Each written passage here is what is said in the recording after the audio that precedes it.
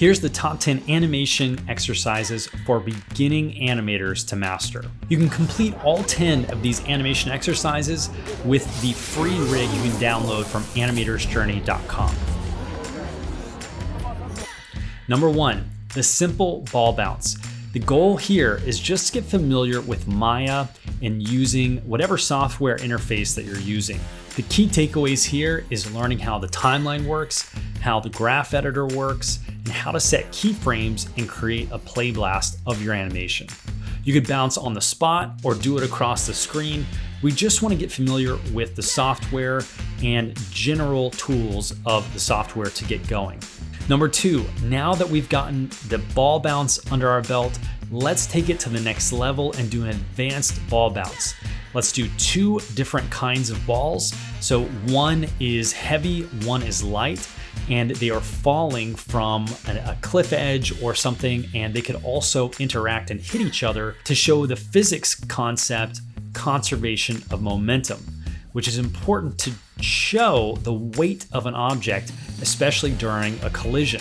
With this exercise, you're going to start to see the importance of timing and spacing especially. Number 3, tail overlap. You can use the ball rig and its tail connected to it to overlap with the motion of the ball. That means it's dragging behind, it follows through and overlaps with the translation of the ball, and you can do that with the rotations of the tail. Overlap is an incredibly important part of animation to break up the animation to show things that are connected can still move in different ways, and it creates a looseness and natural feeling to your animation when you can master overlap. Number 4, jump with tail or obstacle course. This shows how you can jump the ball so it doesn't just appear like a passive bouncing ball, but it's a character that's trying to do something. And you can incorporate the tail to show overlapping action along with this active animation of the ball getting through an obstacle course or jumping over something. This animation starts to combine everything you've learned up to this point from the previous exercises, and it gives you a bit of creative freedom of how you're going to get from point A to point B. Number 5, weight shift. Now this is the first time you'll be using the legs part of the rig, and the weight shift may seem really simple, but it's actually conveying a lot of things, and it's a lot to manage now that we have legs on the ball. So what you want to do is make sure that the timing and spacing are right, and the body mechanics that we're starting to show now with having appendages really conveys how the weight is being distributed from one foot to the other, and the ball and the COG are moving in accordance with that weight shift. Don't sleep on this exercise. Even though it looks really simple, it can be very challenging to get right. And this one is really important because it's going to help all your animations down the line from here. Number 6, a walk cycle. The walk cycle is deceptively hard. This is one of the harder animations for even professionals to do right sometimes. So definitely take your time with this one and don't get too frustrated. Break things down simply into their contact and passing positions. And if you want a whole tutorial on this, I have a full lesson that's from the Animator's Journey beginner course you can watch on YouTube now. Number 7, a stylized walk.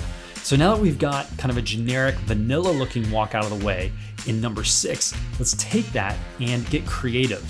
Let's find some specific reference, and whether it's an old person, a young person, a big person, a small person, a giant, a monster, let's figure out scale, let's figure out attitude, let's figure out some more body mechanics, and add some style to this walk cycle. You may want to learn about animation layers at this stage that can help you tweak the walk cycle that you had from number 6 into something more stylized in this number 7 stylized walk. Number 8, a jump. So you could jump over something, you can jump on top of something, you can jump down something. We basically just want to get these squash and stretch poses into an entire body mechanics rig so that we're going pretty big on this and we're doing something that's not a cycle anymore. And using the legs version of this ball rig, not just to create a cycle or do something small, we're gonna go big now. Let's do a jump and also get creative again. Think about the context. What are they jumping over? Are they avoiding something? Are they trying to get to something? Add a little context to this to make it creative in it and interesting. Number 9, a kick. Kick the ball, kick another version of this rig, kick a smaller version of this rig that's just the ball rig. So now we're combining things. We're combining collision, conservation, momentum. We're combining body mechanics. We're doing something that's not a cycle anymore. And this is really a complicated version of a kind of start to a run to a walk and a start-stop animation. So if kicking something is too complicated, it feels like we're biting off more than we can chew, then bring it back and just simply do a walk off the spot and then stop. So we're basically just taking the kick out of it, because in a kick, you're having to do this big motion and then come to a stop. Because starting, stopping, turning, that is the next step in your body mechanics journey as a beginner. So adjust this one accordingly, whether you can do the kick or you just want to do a start stop.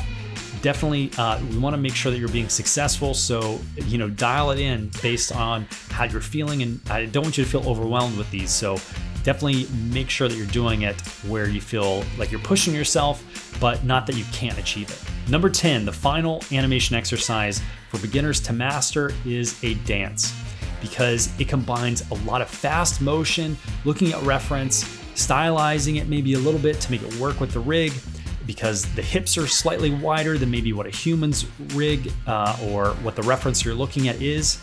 And there's a lot of fast motion here. You really need to analyze some reference and go in deep and go every frame here. We're probably gonna have a keyframe on by the end of this animation. But break it down simply. First, we want to get the key poses in and then work in the kind of detail as you go. Those are the top 10 animation exercises I think beginners should master, and they can master with the Extreme Ball Rig you can download from Animator's Journey.